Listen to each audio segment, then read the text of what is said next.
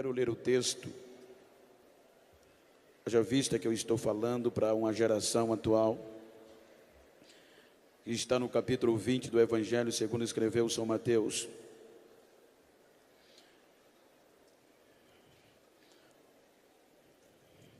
Palavras expressas dos lábios de Jesus, quando Mateus registra este acontecimento.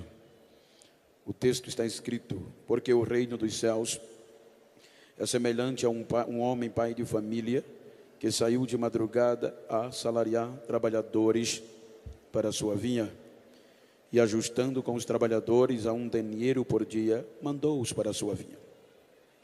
E saindo perto da hora terceira, viu outros que estavam ociosos na praça, e disse-lhes: ide vós também para a vinha, e dai-vos-eis o que for justo. E eles foram. Saindo outra vez perto da hora sexta e nona, fez o mesmo. E saindo perto da hora 1ª, encontrou outros que estavam ociosos, e perguntou-lhes: por que estáis ociosos todo dia? Disseram-lhe eles: porque ninguém nos assalariou. Diz ele: ide vós também para a minha vinha, e dai-vos-eis o que for justo. Amém. Aqueles que puderem, tornem os vossos assentos, se assim for possível.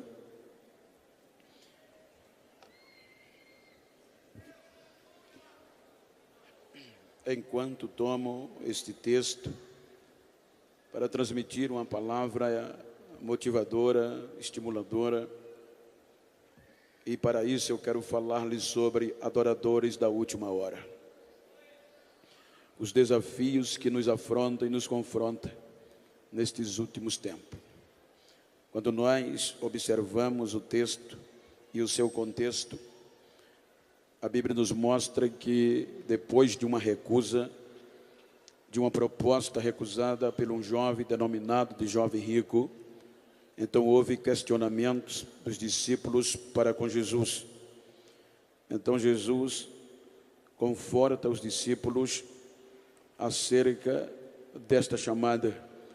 Então é quando Jesus registra Mateus, ele expressa alguns pormenores.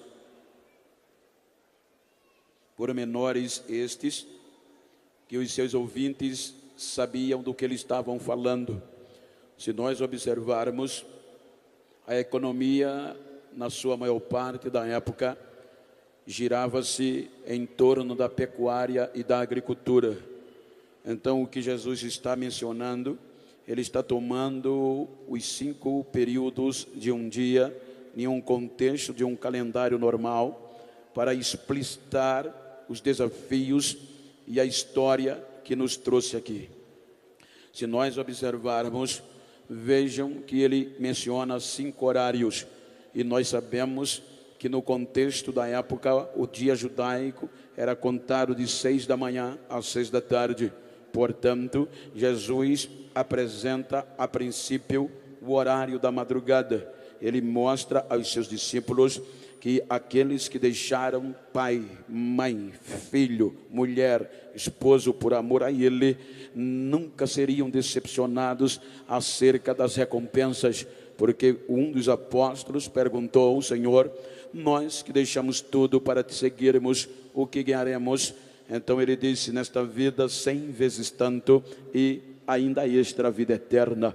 Então ele entra no contexto da história da igreja, na história da queda do homem e de adoradores que, quando achavam-se que não tinha mais jeito, eles permaneceram adorando através das gerações e através das dificuldades. Se nós observarmos o primeiro horário, se nós observarmos os primeiros desafios, nós vamos deparar-se com o horário da madrugada. Vejam, aqui eu estou e com certeza aqui também é movido grande parte da economia por questão rurícola, aonde a cana-de-açúcar dá-se para notar, além das indústrias, ela também tem um peso na economia. Haja vista que a empregabilidade é bem maior. Quando nós observamos o contexto da madrugada, eu faço questão de mencionar, ele exige mais coragem, é mais desafiador, porque é abrir caminhos. Eu, a partir dos 12 anos de idade, eu comecei a cortar cana, porém, o meu pai saía de 4 horas da manhã, ainda escuro, para abrir, chamava-se eito, porque eu não ia na madrugada, porque o risco era maior. Então, a minha mãe preparava o café para que eu levasse, e eu saía de 6 da manhã. Se nós observarmos o horário da madrugada, é o horário que existe mais dificuldade, é mais desbravador. Então é o que Cristo começa a mostrar, segundo um contexto teológico, acerca da história da igreja, e mencionando o peso de adoração e de comprometimento que está sobre esta geração. Se nós observarmos, desde a queda do homem, foi frustrante. A Bíblia diz que quando o homem pecou, a perspectiva era desfavorável, pois o homem, ele não tinha capacidade de retornar-se a Deus. Quando nós observamos, ao passar do tempo, o homem expulso da presença de Deus, destituído da presença de Deus, sem perspectiva de adoração. O entanto, é que quando o escritor aos Hebreus, ele faz menção do Velho Testamento, capítulo 11, ele estimula a sua geração, tomando exemplo do Antigo Testamento. Se nós observarmos o livro dos Hebreus, a partir do capítulo 11, ele está mencionando de homens e mulheres que por meio da fé adoraram a este Deus. Veja que no meio do caos, que tinha tudo para não adorar, ele menciona e faz uma relação. Ele diz que por meio desta fé, Abel ofereceu o melhor sacrifício do que Caim. Ele continua dizendo que por esta mesma fé, desde o horário remoto, alguém sempre estava adorando a Deus e andando com Deus. Ele diz que por esta mesma fé, Enoque também andou com Deus e foi transladado, porque Deus os transladou. Quando ele faz menção do Antigo Testamento, ele diz que Abraão, ele ouvindo, recebendo a proposta e a promessa e a chamada, mesmo sem saber para onde ia, ele acreditou e foi por meio da fé. Então ele diz que a própria Sara também acreditou na esperança de que Deus iria lhe dar um filho. Porém, ele diz que todos estes morreram sem ver a promessa, mas não desistiram, porque tinha a esperança desta promessa maior, vivendo na terra, sabendo que era peregrino e tinha uma terra celestial a esperar. Quando ele continua o texto, ele diz que por esta mesma fé, Isaac abençoou os seus 2 filhos, Jacó e Esaú, acerca das coisas futuras. Quando ele faz menção, ele diz que Jacó, já sendo velho, já encostado no seu bordão, ele abençoou os 2 filhos de José acerca das coisas futuras. Ele, pai de Jacó, ele chega em Moisés e ele mostra que Moisés já era grande. O texto diz, Moisés já grande, com livre-arbítrio, com poder de decisão, ele recusou, ele não quis ser chamado filho da filha de Faraó, a maior autoridade politicamente e economicamente da época, mas não quis. Ele antes preferiu ser maltratado com o povo de Deus do que gozar de um pouco do pecado. Ele recusou, ele preferiu o vitupério de Cristo do que os tesouros do Egito. Ele, escritor os Hebreus, continua dizendo que por esta mesma fé, homens desbravaram o horário da madrugada em um contexto de decisão e de escolha. A escolha era de livre-arbítrio. Ele continua dizendo que depois de Moisés, ele diz que agora Raabe, a prostituta, não pereceu com o Jericó, mas porque escondeu os espias, Deus a conservou por meio da fé. Ele diz que falta-me tempo para falar de Baraque, de Gideão, de Jefté, de Sansão, de Samuel e de Davi. Ele diz que homens que desbravaram o horário da madrugada, sem ter uma perspectiva favorável no contexto normal, mas a esperança da fé fazia eles adorarem a Deus. Veja que o contexto é tão tremendo, que ele continua dizendo que estes homens, eles não tinham a facilidade que tem a nossa geração. Era homens que ele diz que na sua simplicidade, por meio da fé, adoravam a Deus independente das circunstâncias. Ele diz que estes homens, sendo simples, mas eles não abriam mão na batalha, eles enfrentavam e na batalha se esforçavam, da fraqueza tiravam força, homens que fechavam boca de leões e apagavam a força do fogo. Ele diz que por esta adoração, estes homens escapavam do fio da espada e ainda glorificava a Deus. Ele diz que por esta mesma adoração, estes homens não tinham apartamento na época dele, nem moravam em condomínio, mas mesmo assim, morando nas cavernas, nos buracos da terra, eles não paravam de adorar a Deus por meio da fé. Eles não tinham sapato luxuoso,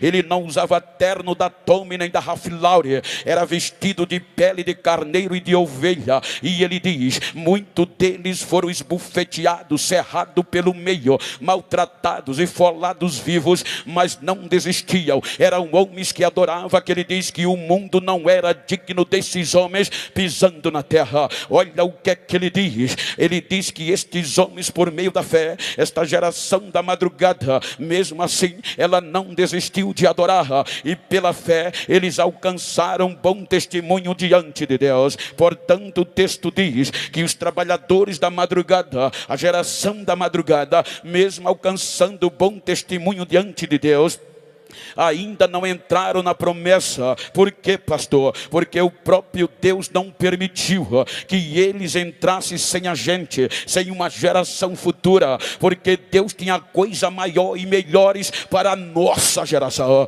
Então os trabalhadores da madrugada, veja que o último trabalhador da madrugada se chama Malaquias, na base do Antigo Testamento, e Malaquias termina a profecia dele, anunciando que o sol ia nascer, viria dias de ajuste e de conserto. Olha o que é que ele diz no capítulo 4: o dia do Senhor virá, e ele virá terrivelmente. Ele virá como um fogo devorador. Todo que comete a soberba e a iniquidade será queimado feito palha. Ele virá como lavandeiro, ele limpará toda a imundícia e deixará tudo limpo. Mas ele diz, mas para vós que temei o meu nome, nascerá o sol da justiça, e ele vem trazendo salvação debaixo das suas asas. Termina o horário da madrugada. Acharam que Deus tinha desistido do ser humano. O sistema era cruel, era esse sistema. Agora entra 400 anos sem Deus falar, alguma coisa. Nesses 400 anos, sem Deus se manifestar a Israel. Então agora acontece coisas extraordinárias. Deus no silêncio continua trabalhando, aproveitando para o sol nascer. Então a Bíblia diz, e a história enriquece, que neste período de silêncio intestamentário de 400 anos, a coisa mudou no mundo antigo. O Império Grego Macedônio, liderado por Alexandre o Grande, ele helenizou todo o mundo antigo. Haja vista que Alexandre foi um grande conquistador, e como agora o grego, a língua principal de todo mundo. Mas agora Deus trabalha no berço cultural através de Alexandre o Grande. Quando Alexandre o Grande heleniza todo aquele mundo com a língua grega, então vem o Império Romano, o mais forte império que já existiu. O Império Romano subjuga o Império Grego Macedônio no momento do silêncio entre a madrugada e o nascer do sol. Porém, agora os romanos subjugam o Grego Macedônio e liberta das guerras, porque as guerras eram constantes, e por meio da Pax Romana a paz estabeleceu. Quando a paz reinava, quando o mundo estava calmo, agora a acontece algo surpreendente. O dono da vinha sai à terceira hora, o horário de 6 às 9 da manhã. E quem é que aparece? Agora Deus resolve começar o reconhecimento. A Bíblia diz que apareceu no YouTube um certo pregador, apareceu no Facebook um certo pregador. Não, a Bíblia diz que apareceu no deserto da Judeia João Batista pregando o evangelho de arrependimento. João Batista entra dizendo: arrependei-vos e creide no evangelho, porque o machado já está posto à raiz da árvore. Aqueles que não produzirem frutos dignos de arrependimentos serão cortados e jogados no fogo. João Batista entra no anonimato, e é nesta última hora, quem crê comigo que Deus não depende de modernidade, de YouTube, de Facebook, quem crê comigo que Deus ainda levanta uma geração no meio do deserto para fazer a diferença. Então João Batista entra. Imagina, se fosse Genival Bento, eu queria começar dentro de Jerusalém, que era o centro religioso. Eu queria começar num contexto favorável da Judeia. Agora João Batista começa no deserto. Amados, a unção é quem faz a diferença. Ora, João Batista pregava no deserto, descalço. O sandália era de couro, não tinha sapato brilhoso. O terno era raquinho, era feito de pele de animal, um cinto de ouro. Ele pregava com tanta autoridade que agora ele impacta o palácio, o sistema. Então, dentro deste contexto, as pessoas eram quem saía de Jerusalém por causa de um adorador que estava pregando no deserto. A adoração a Deus faz isso. Ela faz a comunidade sair da cidade para ir para o deserto. E quando as pessoas chegavam no deserto, já chegavam clamando. Aí ele gritava: raça de víbora, quem vos ensinou a fugir da ira vindoura? E as pessoas acreditavam e eram batizadas por ele no Rio Jordão. Aí o sistema disse: vamos acabar com ele, vamos acabar, vamos tirar, porque neste meio de 400 anos os irmãos hão de convir que agora levantou-se um grupo forte dentro dos judeus, chamado de fariseus. Era o mais alto grupo intelectual de elite do povo de Deus. Foram os fariseus, formado de gente graúda, formada de personalidade do conhecimento. Criaram a lei oral, o Talmud. Eles agora defendiam a lei escrita e a lei oral. A lei oral era que os fariseus ensinavam as tradições ao povo de Israel. O que eu acho lindo é que a história diz que agora cada mestre deste tinha um talmidim. O que é um talmidim? Um discípulo. Diz a história que em todo Israel a criança começava a estudar com 6 anos de idade acerca da lei de Deus. Era a escola primária. Então durante 4 anos a criança era catequizada acerca dos 5 livros de Moisés, a Torá, o Pentateuco. Quando completava 10 anos, a criança já tinha decorado os 5 livros da lei. Agora havia uma seleção. Só os inteligentes continuavam, e aqueles que não tinham perspectiva voltavam para casa para aprender uma profissão da família. Agora os inteligentes estudavam de 10 a 14, estudavam agora em forma de decorar os livros histórico, profético e os livros de sabedoria. Quando eles completavam 15, 14 anos, eles já tinham decorados os 5 livros da lei e estes outros que eu mencionei. Aí havia outra seleção, do 14 aos 15, era quem que chamava os talmudins, porque agora cada líder, cada rabi dos fariseus tinha um grupo de talmidim, de discípulos, de seguidores. Havia um dito em Israel que as pessoas diziam para os talmudins, para os pequenos discípulos: vocês têm que se cobrir com a poeira dos pés dos vossos discípulos, do vosso rabi, do vosso mestre. mestre. Isso implica dizer, cada talmudinho tinha que olhar o que o seu mestre fazia, dizia e o que ele se comportava, não para fazer o que eles faziam, mas para ser um deles. Então foi neste contexto que agora João Batista é preso, o ignorante, ele é preso e o rei decapita ele. Agora vem Jesus. A Bíblia diz que neste horário da terceira hora, em uma linhagem cronológica dos acontecimentos,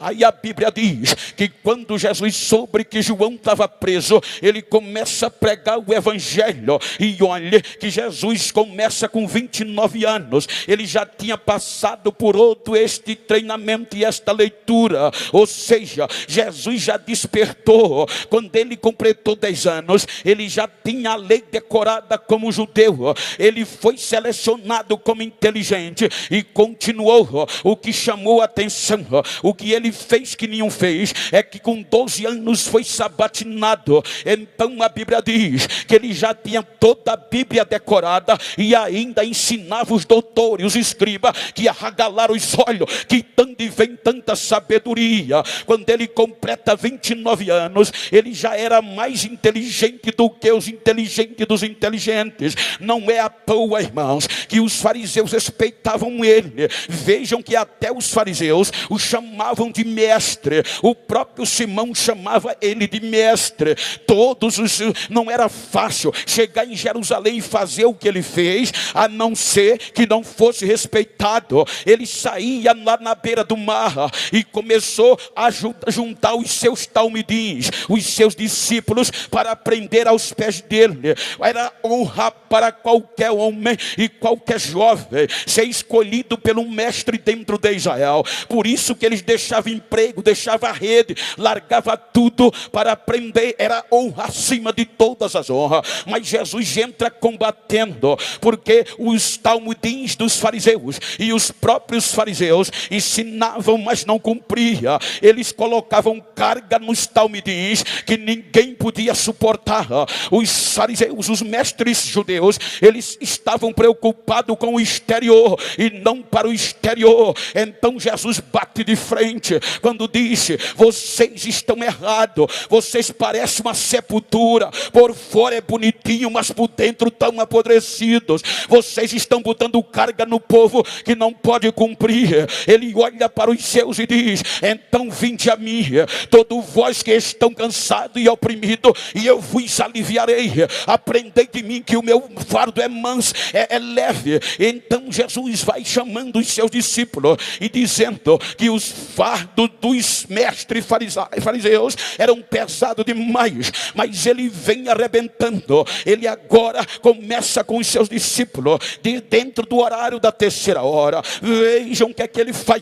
Ele impacta o sistema. O sistema era corrompido, o sistema era interesseiro, o sistema tinha conflito de interesses. Aí Jesus chega pregando e cumprindo o que ninguém tinha cumprido. O sistema dizia: tem que ir visitar o leprosário, mas eles não iam. Tem que ajudar o enfermo, mas eles viravam as costas. Veja a parábola do bom samaritano. Eram os sacerdotes, eram os mestres que passavam de longe. Só que Jesus agora, como mestre, ensinava os seus talmidins, os seus discípulos, de forma diferente. Ele chegava para ensinar. Ele não só pregava no santuário, ele chegava na beira do tanque, aonde só tinha doente, e começava a pregar, começava a falar. E quando ia terminando, olhava para o enfermo e dizia: queres ser curado hoje? O caba dizia: quero. Levanta, vai para casa, pega a tua cama, se manda daqui, seja curado. Quando ele ia para o leprosário, os leprosos passavam perto dele. Enquanto os rabínicos judaicos fugiam, Jesus parava para atender. Os leprosos chegavam dizendo: mestre, se tu queres, pode me limpar. Ele virava e dizia: eu quero, seja limpo agora. E a lepra desaparecia. Ele impactava o sistema de uma hora para outra, e isso incomodou. Aí o sistema disse: esse homem é forte, esse cabo é inteligente, está nos perturbando, vamos matá-lo para que ninguém queira segui-lo, para que não haja outros feito ele. Então vamos matá-lo de uma morte terrível, para colocar colocar temor na nova geração. Então a Bíblia diz que Jesus se entrega por amor a nós. Jesus vai à cruz. Agora imagina o processo. O que era que os rabinos e os sacerdotes decidiram? Nós temos que condenar ele, o pior tipo de morte. Para quê? Para que não haja ninguém depois dele, para que todos desistam. Então Jesus vai ser julgado à noite, quando ele já era errado, já era contra a lei julgá-lo à noite. E se ele tinha direito à defesa, mas nem isso deram a ele. Até meia-noite não encontraram condição de condená-lo à morte de cruz. Então veio as alegações, perguntaram a ele: você é filho de Deus? Ele disse: eu sou. Aí o sacerdote disse: blasfemou, esse é culpado. Aí na madrugada ele vai ser julgado na casa de Caifás, o sacerdote em exercício. Quando ele está sendo julgado, aí o sacerdote comete uma corrupção, se torna um corruptor. O que é que ele faz? A Bíblia diz que ele procura pessoas, oferece muito dinheiro para acusar Jesus de pecado. Mas a Bíblia diz que passaram a madrugada todinha e não encontraram ninguém que testificasse contra o Rabi da Galileia, contra o Jesus da igreja. Então raia o dia, volta para o sinédrio, e o sinédrio era composto de rabino, era escriba, era sacerdotes e sumo sacerdote. Não tem outra acusação. Ratifica, sanciona, é blasfêmia. E levaram para Pilatos, esperando que Pilatos o condenasse, o pior tipo de morte que um ser humano podia sentir, com dois motivos: para humilhar e para que os outros não fossem como ele. Então levam para Pilatos. Pilatos olha a acusação e diz: isso é com vocês, Roma não tem nada a ver com isso, a blasfêmia é um assunto da fé de vocês, então ele não tem culpa. Aí foi quando colocaram a acusação de sedição, que já atendia o imperador. Eles disseram: ele está criando confusão, está ensinando o povo a blasfemar e também incitando o povo contra o imperador. Aí vem para o julgamento, mesmo com todas as acusações. Pilato diz: eu não vejo nele crime algum, mas a turma pedia, ele tem que ser crucificado. Qual era o mais principal objetivo? Para os discípulos desanimar e não querer ser igual a ele. Então condenam Jesus. É aqui que dói o meu coração, é aqui que as lágrimas caem, não tem como cair. Diz a história, a Bíblia fala em Deuteronômio, se Jesus foi condenado na ótica judaica, pela lei judaica, o Deuteronômio diz o seguinte: se ele fosse condenado, ou qualquer um em contenda, teria que ser levado e colocado aos pés do juiz. E quando chegasse ao pé do juiz, então era para dar 40 chicotadas até o sangue correr. Mas eles, com medo de passar, porque a lei dizia: não pode passar de 40 para não enfraquecer o teu irmão, eles tiravam uma e dava 39. Se Jesus foi condenado à cruz pela ótica judaica, ele levou 39 chicotadas, e a história diz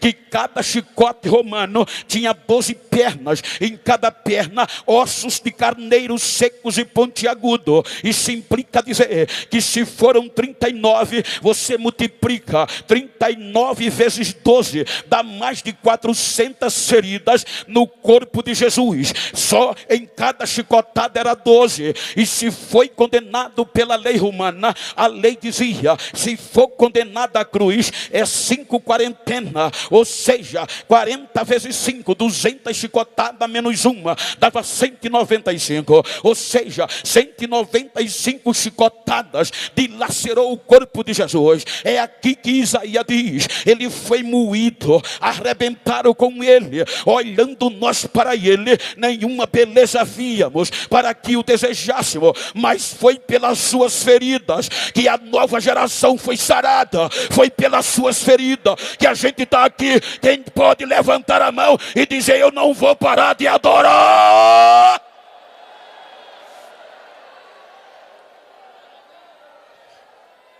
Levam ele à cruz, achando que terminou o horário das terceira hora.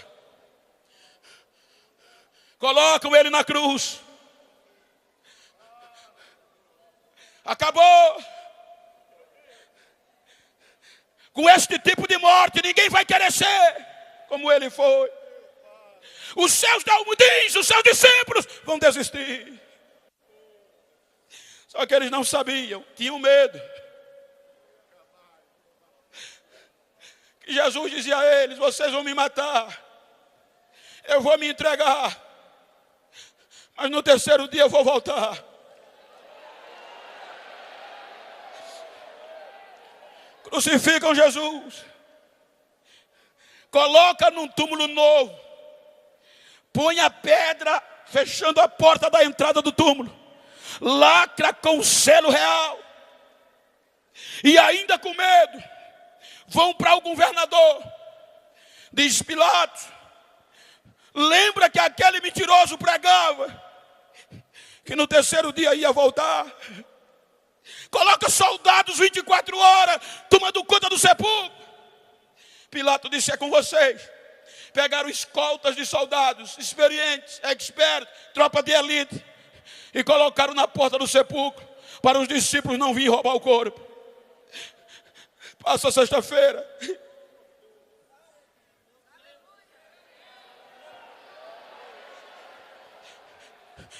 E os seus talmudins, os seus discípulos, desanimados. O sistema dizia: eles vão desistir. E eles diziam: pensávamos que era ele, que fosse redimir Israel.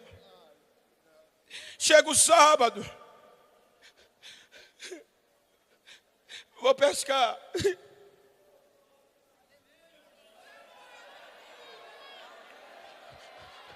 Manhã do domingo, 2 anjos em tocha de fogo descem do céu. A Bíblia diz que os soldados desmaiaram de tanta glória que viram. Deu um terremoto, a terra tremeu, a porta do sepulcro, a pedra rolou. E quem é que vem saindo de dentro?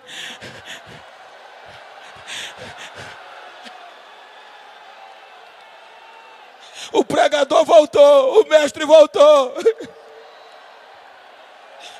Aí Maria já ia embalsamar. Quando Maria viu aquilo, gritou: Raboni, meu mestre, Raboni, sou eu mesmo. Ele está vivo, ele já voltou, ele ressuscitou, ele ressuscitou.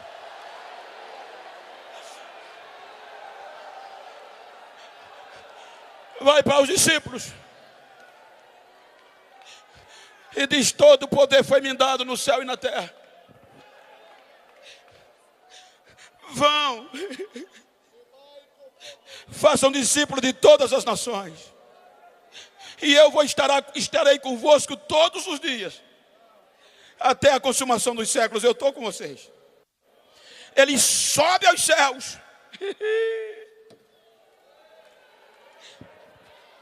É por isso que me pergunta: por que tu chora tanto, Bento? Olha o que eu vou dizer. Por que é que eu choro? Jesus vai aos céus e deixa trancado, com medo da represária, os seus talmidins. Enquanto os rabinos, os fariseus, os seus discípulos, os seus rabinos, os seus talmudins, eram os inteligentes dos inteligentes. Agora Jesus, como um rabi, quem ele deixa? Ex-pescador, ex-prostituta, ex-leproso, só quem ninguém dava nada. A cidade estava cheia de 50 dias depois. Quem é que está lá dentro? Olhe com todo respeito, estude. Mas olha o que é que o poder da adoração faz. A Bíblia diz, se você ler Atos capítulo 2, excelência, só em Jerusalém tinha cerca de 17 idiomas diferentes, de nações diferentes. E lá no cenáculo, a Bíblia chama de idouto, iletrado, não totalmente analfabeto. Por quê? Porque eles começavam a decorar a lei logo cedo, mas iletrados. Quando, de repente, eles tremendo lá dentro, aí desce lá de cima, a Bíblia diz que o dono da vinha saiu de novo procurar trabalhadores. Das 9 às 3 horas da tarde. Aí vem contratar. Aí a Bíblia diz que o Espírito Santo entra.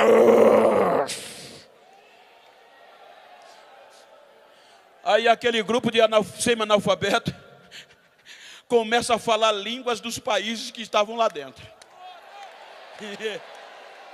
A adoração faz isso. Aí perturbou a cidade, que Lucas era um epígrafo de primeira. Ele era formado, era um acadêmico de primeira. Aí Lucas é capaz de escrever e dizer que o que assustou a multidão, está escrito, é que eles disseram: olha, não só tem gente iletrada ali dentro, seguidores do Rabi da Galileia? E como a gente está ouvindo ele falarem na nossa própria língua? Que negócio é esse? Aí correram para lá. Quando chegaram na porta, o Espírito Santo derramou uma língua repartida como de fogo. Aí o negócio pegou lá dentro. Aí disseram: tão bêbado. Não é milagre não, tão bêbado. Agora Pedro, cheio de autoridade, sem anel no dedo, sem diploma pregado na parede, sem WhatsApp, sem Facebook, mas marca no joelho e calo na testa. Ele vai para frente do cenáculo e ele não prega conversa mole. Um dos perigos da nossa geração é que a gente está ouvindo muita psicologia e muita psiquiatria nos nossos púlpitos. A gente está ouvindo muita conversa de autoestima, porque Genival Bento não quer mais pregar a verdade da cruz, porque a verdade da cruz não dá ibope e nem enche agenda. Mas a mensagem da cruz ainda batiza, ainda salva, ainda cura. É ela que faz a diferença. O irmão Pedro chega naquela multidão cheia de doutor, sacerdote, rabinos, e ele grita: ei, não tem ninguém bêbado não, é 9 horas agora. Isso é o poder que Deus prometeu por meio de Joel. E vocês sabem, vocês sabem quem era Jesus. Um varão aprovado por Deus, que por meio dele Deus fez milagres, maravilhas e prodígios. E vocês mataram ele por mão de pessoas injustas. Mas eu tenho uma novidade para dizer a vocês. Eles queriam matar Jesus, pensando que Jesus não ia sacudir os seus discípulos. Matando Jesus acabava. E agora Pedro diz: escutem, a morte não pôde segurar ele. O Deus Pai quebrou as cordas da morte, e a pedra do sepulcro foi aberta, e Jesus voltou a viver. Ele está vivo, ele está vivo, ele está vivo, ele está vivo. Quase 3.000 pessoas, doutor, rabino, tiveram que botar a cara no chão e gritar. O analfabeto lá em cima e o doutor lá embaixo: varão, o que é que a gente faz para ser crente? Aceita Jesus e sejam batizados, que vocês também serão batizados com o Espírito Santo.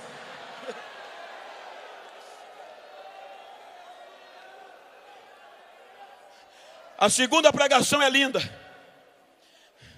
Não precisou palavras. Há um contexto que diz que nós determinamos ser por aquilo que a gente faz.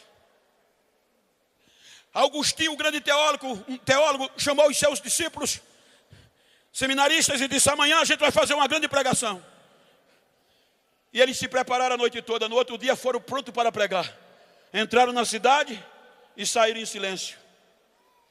Aí disseram: mestre, por que a gente não pregou? Hoje vocês fizeram a maior pregação que vocês podem fazer na vida, o testemunho de vocês. Hoje a gente está indo muito na onda de YouTube. Eu sou de uma geração que só se convidava quando eu conhecia, eu procurava conhecer. Meio braço. Agora cheios de Deus, Já vem 2 iletrados, ainda fedendo peixe. A lei judaica era cruel. Quem nascesse com defeito físico não tinha chance. A Bíblia diz que tinha um homem que mais de 40 anos, ou aproximadamente isso, todos os dias traziam ele para pedir esmola na porta do templo, onde tinha muito fluxo de pessoas, para mendigar, viver da mendicância. Excelências, estavam ele sentado todos os dias, e Jesus viu ele lá, mas não fez nada. Deixou para mostrar aos seus discípulos o que eles eram capazes de fazer. Aí lá vem Pedro e João. Aquele mendigo, aquele coxo, todo dia via o povo passar, olhava lá para dentro, só ouvia o barulho de adoração, mas não podia adorar, que a lei não deixava. Aí lá vem o irmão Pedro e o irmão João. Quando ele chega perto, o coxo fala normal, prática: dai-me uma esmola. Pedro dá uma paradinha e diz: o que eu tenho, não tenho prata nem ouro, estamos liso. Essa prata e ouro era moeda, não tomo não, nem cachê teve. Mas o que eu tenho eu te dou em nome de Jesus o Nazareno. Levanta e anda. O homem se assustou: em nome de Jesus, levanta e anda. Aí o coxo deu um pulo, esqueceu a bacia, esqueceu as moedas, olhou para o santuário e começou a adorar. A Bíblia diz que ele fez carreira, adorando, cantando e dizendo: agora eu vou entrar, agora eu entro, agora eu entro, agora eu entro. E adorou ao Senhor.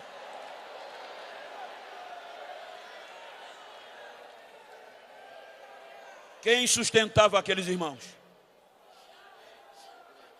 Eles pregavam com a vida, adoravam, independente das circunstâncias.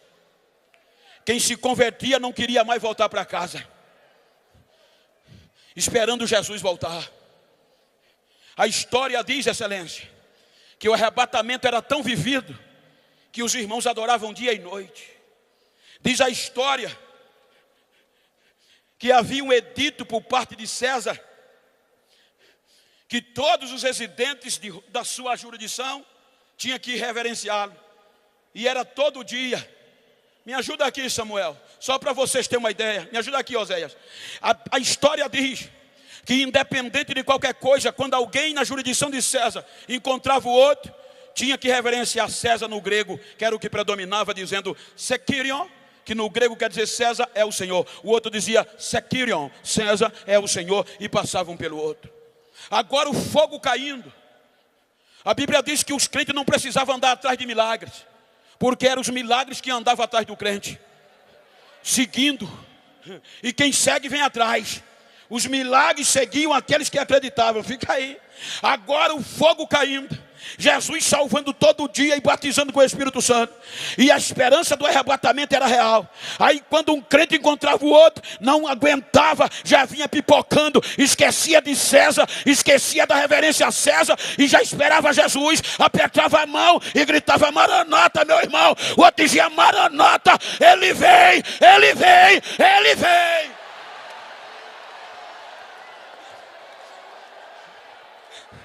Ninguém sustentava. Obrigado, Zé. Ninguém sustentava. Esses trabalhadores, adoradores do meio-dia, quando o sol é mais quente. Eu vou dizer o que vocês já ouviram. Eu estou pregando para uma nova geração. Esses irmãos adoravam tanto. Eles adoravam na terra, na água e no fogo. Eu fui pregar num congresso missionário na Suíça. E depois um pastor da Itália veio me pegar para pregar na cidade de Turim. E aquele culto foi tão maravilhoso que no outro dia ele disse: eu vou fazer você voltar para o Brasil mais crente do que o que chegou. E começou a andar comigo aonde essa igreja fez história. Eu chorava. Ele dizia: Geno, ninguém parava os irmãos. Era barulho de glória ensurdecedor. A adoração era primazia. O arrebatamento era o foco principal. Os irmãos eram presos para desistirem. Os irmãos eram torturados para desistirem, mas não desistiam. Não desistiam. Ele disse: Bento, o imperador, com tanto ódio, porque agora os cristãos já não adoravam mais o imperador. O rei dos judeus agora era Jesus. Aí ele disse: eu vou acabar com essa raça. Esse monte de adoradores vão sumir. E investiu o que pôde para acabar com a igreja. Tirar a adoração da igreja. Fez um tacho bem grande. Encheu de azeite inflamável. Reuniu adeptos para provar que Jesus morreu. A igreja ia desistir. Chegou no dia, lotou aquela arena. As pessoas ovacionavam o imperador pelo feito eminente. E ele mandou prender os irmãos. Os adoradores acorrentados um no outro, de dois em dois. Quando os adoradores adoravam com as correntes, o imperador deu ordem: jogue fogo no tacho. O fogo foi aceso e o azeite fervia. Ele olha para os soldados e diz: pegue de dois em dois e jogue dentro. Se eles não desistirem, jogue de dois em dois. Os soldados entravam. Quando os soldados entravam no corredor, espraguejando os adoradores de Cristo, ameaçando, chutando, vocês vão desistir. E os adoradores querendo se pocar a corrente um do outro. Aí eu perguntei, eles queriam correr? O pastor disse: não, Bento. Eles viam o fogo, viam o azeite fervendo e a espada, mas continuavam adorando. Eu olhava um para o outro, fazia força: solta, deixa, solta eu, que quem vai primeiro sou eu. Quebra essa corrente, que quem vai entrar primeiro sou eu. Eu quero ver o meu Jesus cara a cara, deixa que eu vou entrar. Eles não desistiam, jogavam de dois em dois. Quando eles caíam no fogo, o fogo fazia barulho. Os romanos cantavam adoração aos deuses de Roma.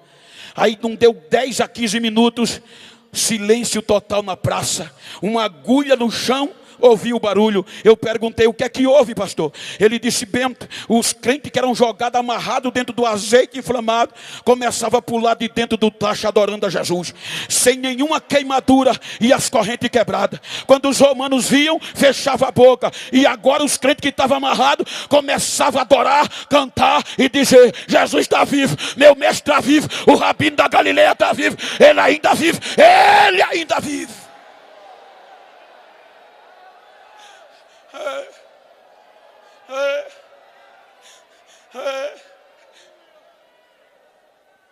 Eles não desistiam. Adoradores do meio-dia. O que eu acho lindo é que a Bíblia diz que o dono da vinha sai a 1ª hora, 5 horas da tarde.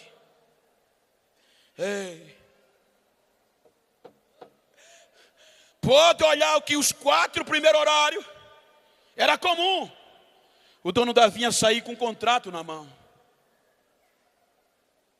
Pode olhar que ele ia com o contrato. O maior preço foi o que ele mesmo pagou por seu filho.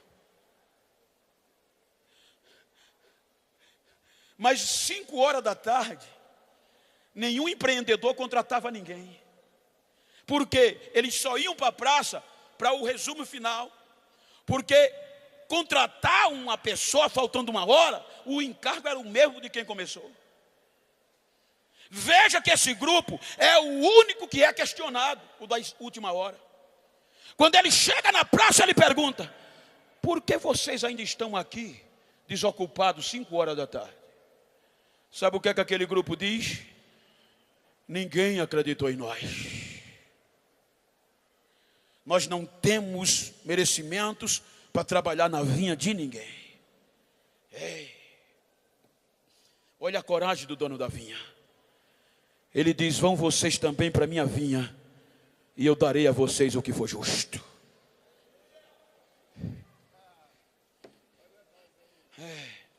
A igreja gentia, um povo que não era chamado povo. Já viu um trabalhador da última hora já hoje? Já viu um adorador da última hora já hoje? Dá uma olhadinha para a tua direita. Olha para a tua esquerda. Eu não vim aqui contar história. Eu vim pregar num congresso de jovem, de uma nova geração.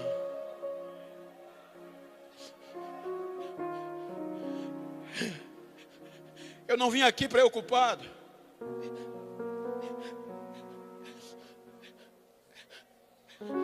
em emocionar você. Eu orei. Ainda essa tarde eu estava de joelho. E Jesus cobrava de mim. Eu vim aqui fazer você entender que o mesmo compromisso de Abel é o nosso hoje. Porque a Bíblia diz que ele não muda. A modernidade é muito boa, mas está acabando com a gente.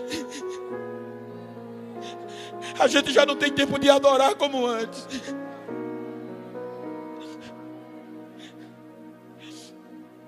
Uma das maiores preocupações dos sociólogos e psicólogos é que a nova geração, baixa mais o teclado, é que a nova geração não está sabendo administrar as informações.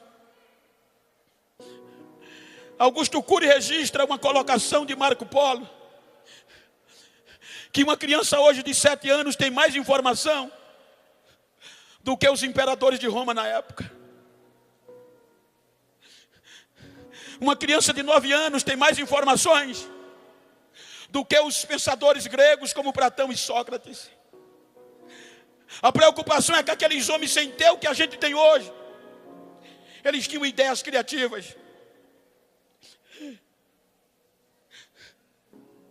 Há psicólogos que dizem que a dependência das redes sociais é tão forte que é melhor o pai abster o filho do almoço e do jantar. Ele vai sentir menos falta do que tirar ele das redes sociais. Eu parabenizo a cantora pelo que ela pediu para os irmãos fazer. Viram quantos celulares tem nos nossos cultos? Uma geração passada não tinha isso. Não era o celular que brilhava, era o rosto dos crentes.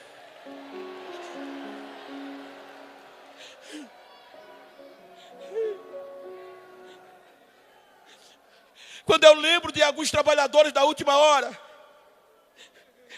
eu choro, pastor. Homens que se dedicaram jovens, independente de tudo, começavam logo na adolescência, compromisso com Deus.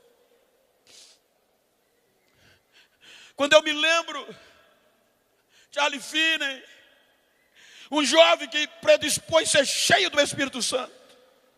Ele vivia tão cheio que quando chegava nas fábricas, começava a pregar, as máquinas paravam, porque o povo deixava o trabalho e eram tomados pelo poder do Espírito Santo. Quando eu me lembro de Spurgeon, o jovem que pregava um sermão e passava 3 dias deitado, sem poder levantar, porque o joelho inchava, o calcanhar inchava por conta da gota úrica, e ele não parava. Assim que desinchava, voltava para o púlpito de novo. O que fazia esses jovens não pararem? Quando eu me lembro de D.L. Moody, o jovem pobre, consertava sapato para ajudar nas despesas da casa. Um certo dia ele ouviu a mensagem: quem quer ser um adorador? E um pregador de alma, salvo engano, de Spurgeon. E ele disse: eu vou para frente. E foi para frente. E disse: Senhor, todos os dias eu vou ganhar uma alma para o Senhor. Um jovem trabalhava consertando sapato, e todos os dias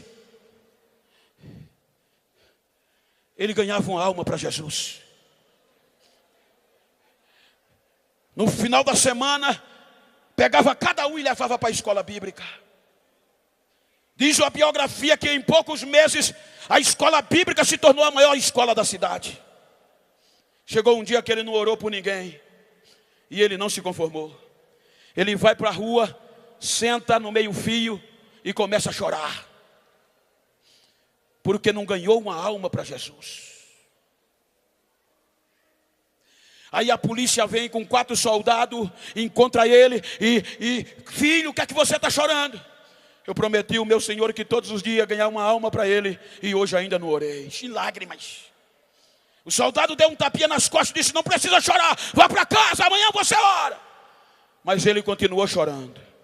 A patrulha saiu, fez o primeiro quarteirão, o segundo quarteirão. Quando chegou no segundo quarteirão, os soldados começaram a chorar dentro do carro. O que está acontecendo?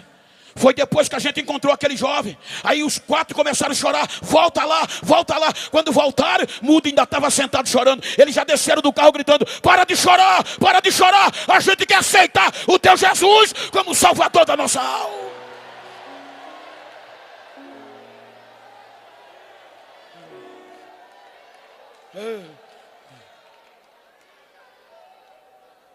Década de 40, nossa época.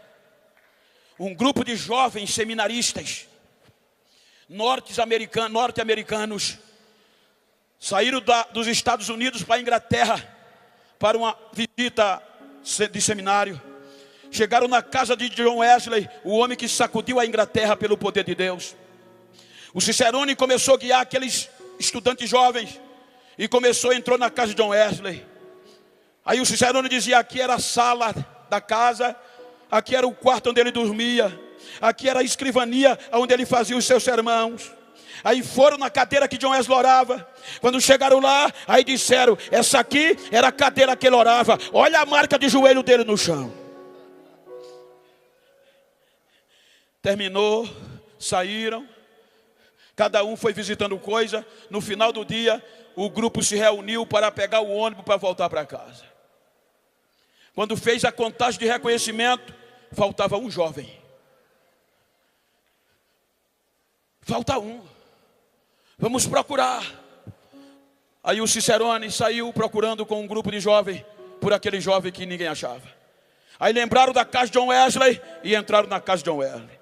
Foram na escrivania, tinha ninguém. Foram no quarto, não tinha ninguém. Quando chegaram na cadeirinha que John Wesley orava, tinha um jovem lá em lágrimas e em grito, chorando e adorando e dizendo: Deus, tu usou John Wesley para sacudir esta geração. Senhor, eu estou aqui disposto. Usa-me e faz de novo. Faz de novo, Deus. Enquanto ele orava, aí o mestre chegou no ombro dele e disse: Billy Graham, meu filho, levante. O nosso ônibus está indo embora. Quem é Billy Graham? Quem foi Billy Graham? Um dos maiores ganhadores de alma da nossa época. O homem que, segundo a história, recusou um convite para ser candidato do Partido Republicano dos Estados Unidos, ser candidato à presidência dos Estados Unidos. Não entenderam e perguntaram a ele: pastor Billy Graham, por que o senhor não quer? Ele disse: porque ser presidente dos Estados Unidos não está à altura de ser um adorador de Deus, não está à altura de pregar o evangelho de Deus.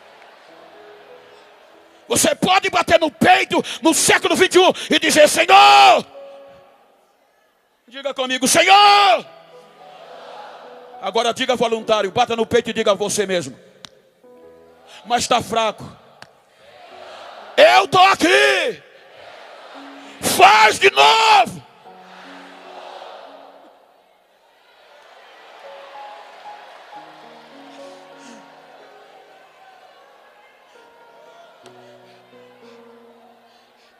Chegou o século 21. O século da pós-modernidade. O século da facilidade. Eu não sou saudosista, mas às vezes dá saudade. O culto já começava quando a gente saía de casa. As lágrimas já saíam correndo. Não tinha pregador famoso nem cantor famoso. Não precisava de ninguém depositar cachê para ninguém. A palavra valia, o caráter era o que valia. Não tinha ninguém com disco de ouro gravado. E queira Deus que todos tenham. Mas a adoração era tão forte, gente, que no hino da harpa Jesus começava a batizar com o Espírito Santo. No hino da harpa via dizendo: olha, Jesus está batizando ali, ó. Olha o fogo caindo ali, ó. Os nossos congressos terminavam debaixo de tanta glória. Porque, como foi dito aqui, a gente não esperava de cantor nem de pregador. Os nossos cultos, os nossos adolescentes sapateavam, as nossas crianças embolavam nas nossas igrejas, os nossos jovens ninguém sustentava. Quantas noites terminava o culto e eles não podiam ficar de pé, o mistério, o fogo caindo. O pastor dizia: Bento, o que é que a gente faz? Pastor, sei não, apaga a luz da igreja para ver se eles param. Apagava a luz, aí era que o fogo pegava. O que é que a gente faz? Bota no carro de mão, leva nas costas. Era a gente andando com os carros de mão, cheio de crente falando em língua nas costas, e os não crentes correndo atrás. Eu quero ser crente, eu quero isso, eu quero isso, eu quero isso.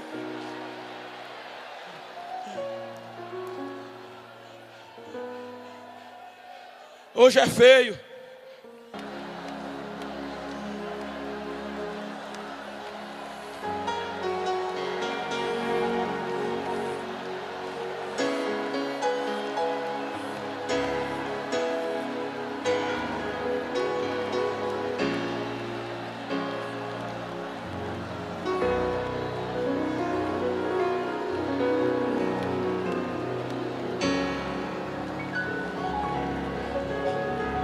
Fica de pé, por favor.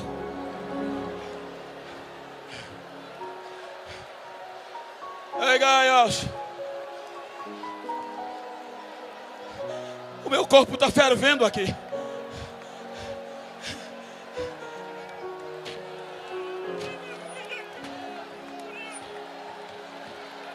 Quem tem línguas estranhas, fala em línguas estranhas. Quem não tem, da glória, dá aleluia. Quem não é batizado, recebe agora variedade de língua. Em nome de Jesus, recebe batismo com o Espírito Santo agora. Aonde você está, abre a tua boca e começa a falar novas línguas. Recebe agora.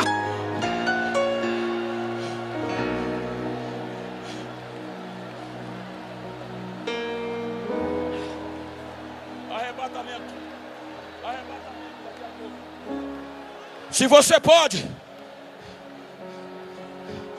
você pode, vira para esse crente que está ao teu lado, se for do mesmo sexo, como eu estou aqui com meu amigo pastor Cristóvão. Olha assim para ele, olha para mim não, olha para ele, olha para ela. E diga para ele: a hora está chegando. Mas diga para ele: a hora está chegando. Diga: hoje falta menos de uma hora. Então a qualquer momento a trombeta vai tocar. E se ela toca hoje, eu quero subir com você, adorando, adorando. Diga para ele, diga para ela: se a trombeta não toca hoje, eu quero deixar um encontro agendado com você. Diga onde? Diga: lembra daquela rua de ouro do Apocalipse? Ali tem uma cidade de ouro puro. No meio dela tem uma praça. No meio da praça, a árvore da vida. E o rio de cristal banha aquela praça. Diga: vai ser lá. Vai ser lá. Diga a ele: se eu for primeiro, eu vou te esperar. Mas se tu for primeiro, me espera, que o negócio vai feder aqui. O negócio vai apertar. Mas eu vou continuar adorando. Eu vou estar lá. Pergunta a ele: está fechado? Abraça ele e diga: fechado. Eu te vejo lá, fechado.